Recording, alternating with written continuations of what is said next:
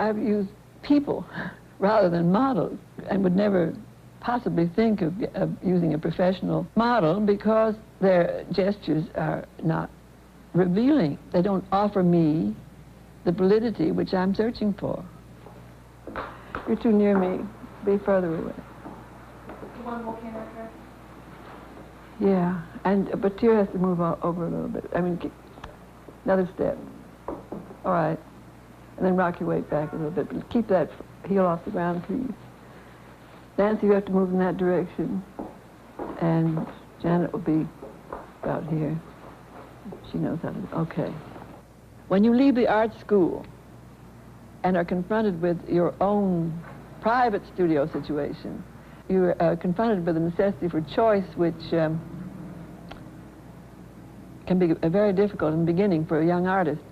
In my case, I became of the view that models were not to be used. I felt that I should be able to invent sufficiently for my work, and so I did for a while, and it was disastrous.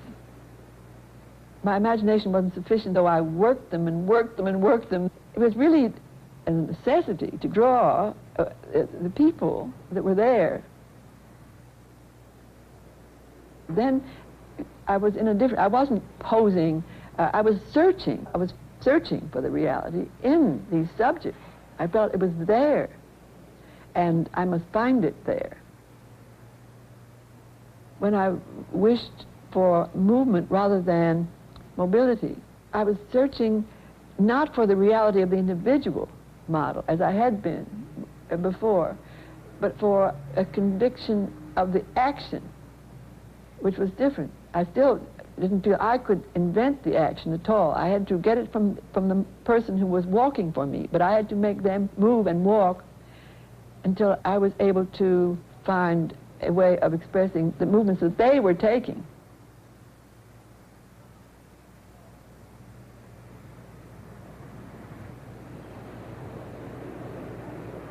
It's very ironical that one's motif, one's motive, which will be the same through the whole painting, through the effort, maybe years of effort, will have perhaps been done in a few minutes in a pen drawing.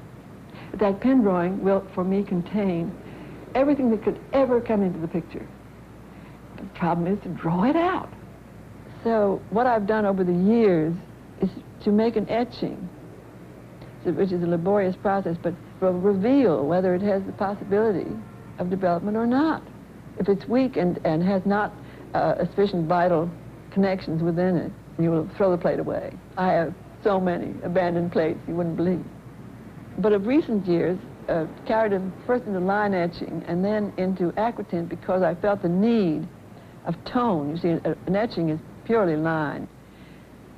And this I found very stimulating to lead to the possibility of a painting, because in this accidents would happen which are just fascinating and infinitely suggestive.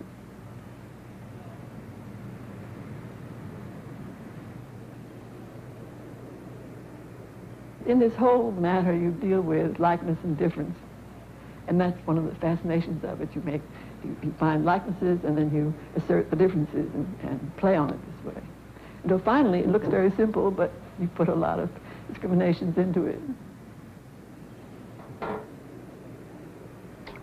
I make many studies, many versions, which I put up all at the same time and make choices among them all the time. I mean, one will seem a little more expressive in one way and another in another, and it gives you more leverage, more sort of leeway for experiment. One can take chances better. So and my preparations are endless. For me, it has to be an adventure and experiment and chance-taking matter. You really have to risk. You have to retreat, make steps and retreat, to be entirely open as to what steps are going to follow what other steps, and be willing to make backtracks and take startling little directions. I think that's of the essence of the matter. If you keep on with something for 40 or 50 years, you couldn't keep on unless you were willing to take chances. It wouldn't be interesting and exciting.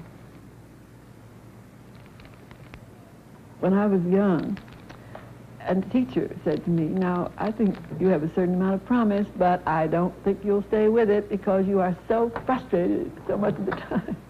So I've stayed with it, and I am still frustrated.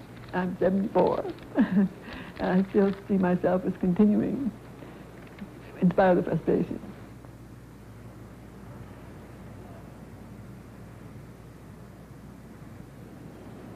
I was thinking what my ambition really has been, and I suppose I am a really ambitious person, though I don't like to think of it that way because I'm not really, I hope, ambitious so much for position in the art world or for fame or money, but I'm very ambitious in that I have the preposterous hope of making a contribution to the art. And that is, of course, preposterous, but that is my ambition.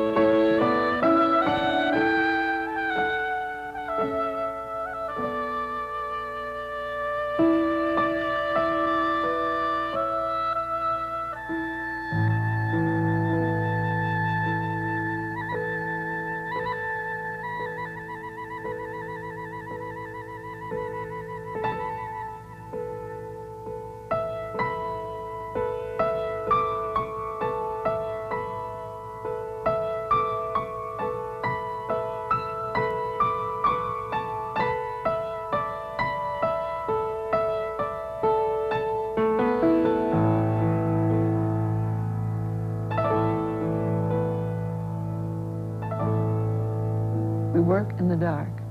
We do what we can. We give what we have. Our doubt is our passion, and our passion, our task. The rest is the madness